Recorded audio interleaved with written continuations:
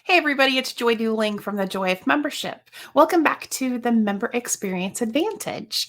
This week, I want to talk about a specific stage in the member experience that we commonly refer to as onboarding. It's actually a middle stage when you look at the overall 8 stages of experience. Prospective members start in discovery and then they move to contemplation. Activation is the point at which they actually choose to become a member, like they take the specific action that you require for them to become a member. So maybe that's online, maybe it's filling out a paper application, but whatever you require for them to become a member, activation is where they do that. And then the fourth stage, right after activation, is onboarding. So in my model, onboarding refers to what happens immediately or very quickly. The thing that comes after onboarding is early engagement. Early engagement is usually the first 30 days or so. So for me, onboarding is really what immediately happens after someone joins. So I had an opportunity to work with a client specifically on this stage this week. Onboarding is something that she has wanted to look at for a while. Her organization, she feels, does quite a bit of activity for onboarding, but her concerns were that not all of the activities happen consistently, and there isn't a flow to it, and many times members aren't doing every part of what she wants them to do as part of the onboarding process. They're skipping steps. So in my work with her, as we looked at onboarding, we went through kind of a specific process of assessing and putting a new onboarding mechanism in place. And I thought that it might be helpful just to share with you generally how we approached this, because onboarding is a piece of the member experience that comes up a lot for organizations. When I teach member experience design, I would say that the majority of people in the program will identify onboarding as the thing that they want to work on. So it's a very popular place for organizations to feel that they have issues. So here's what I did with this specific organization who wanted to focus on this. The first thing we did is we made a complete list of everything that happens as soon as a member signs up. We looked at every message that is sent, every invitation that requires a response, every system that the member needs access to, every page that you want a member to visit on your website. Everything that needs to happen, we captured that in a big brainstorming list. And it was truly brainstorming. There was no rhyme or reason to it.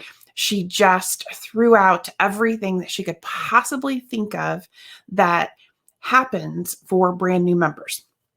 So we took that big list and we started looking at what are the most important things, both in terms of the most important things for you to communicate to the new member, but also what are the most important things for that new member to get some quick wins or to get hooked in with the things that you know from your data. If people do these certain things, they tend to become more engaged, they stick around longer, they have more success, they make connection with other members. Like, what are those things that, in an ideal world, you would have every member do these things? Now, you don't want that list to be really long. You want it to be a few things that absolutely have to happen every time, and that you want members to recognize and be walked into.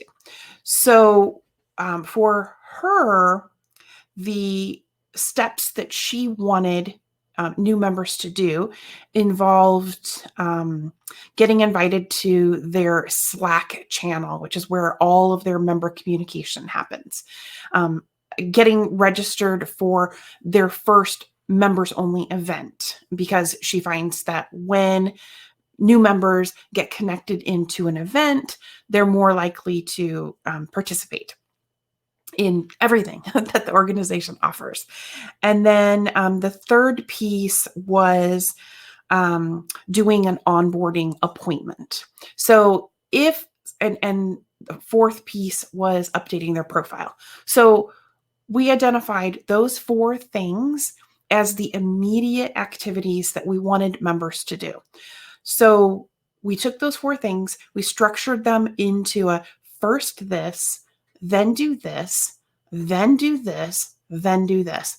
We made a beautiful little 1-pager, graphically branded. So when someone printed it out, it looked, just like it flowed with her branding, and they could use that to walk through exactly what they needed to do. We also took that same language and the focus on do these 4 things in this order. We embedded that into her organization's welcome email. So not only would they get this in an email format, but they would also get this printable version that, they could work from if they like to hold a piece of paper in their hand. And then we also set up a process each week where she or another member of her team will actually be checking to see if the new members have done each of those 4 steps. And to make that easy for her, we set up a weekly schedule. So on Mondays, she's checking for this piece. On Tuesdays, she's checking for this piece, etc. So it broke down the overall work into something that really is probably only going to take her maybe 15 minutes every morning, but she can just do that piece of the onboarding puzzle and make sure that the people who are coming in are actually getting connected with these 4 things that her data shows is really important for those members having a great onboarding experience and getting connected with the organization. So with onboarding, I want to remind you that the most important thing that we're doing in the onboarding stage is validating that people made the right decision. So you want your onboarding process to be warm, welcoming, consistent, immediate, automated as much as possible. Now you want this to feel warm and fuzzy, so you don't want to lose the warm and fuzziness in your automations. But there are so many ways that you can make important things happen without you having to remember to do them and without you manually having to work down a extensive to-do list. So we're automating her onboarding process as much as possible. We're making it beautiful so people have something to hold in their hands. We're making it focused. So we're not talking about the 20 different things that they could do from day one, but we're talking about these are the 4 most important things for you to do. And then the rest of it kind of happens in the other stages as you get into early engagement and beyond. So I hope talking about that process helps you as you look at your own organization. What are the things that you're currently doing that you want to happen in that onboarding process? Have you ever actually inventoried all of the messages, all of the touch points, all of the different things that people might need access to? Kind of make that list and then step back from the list and try to identify 3 or 4 key things that you want members to do and why it's important to do those 3 or 4 things. And then you simply align your communication, you align your process so that it emphasizes those things moving forward.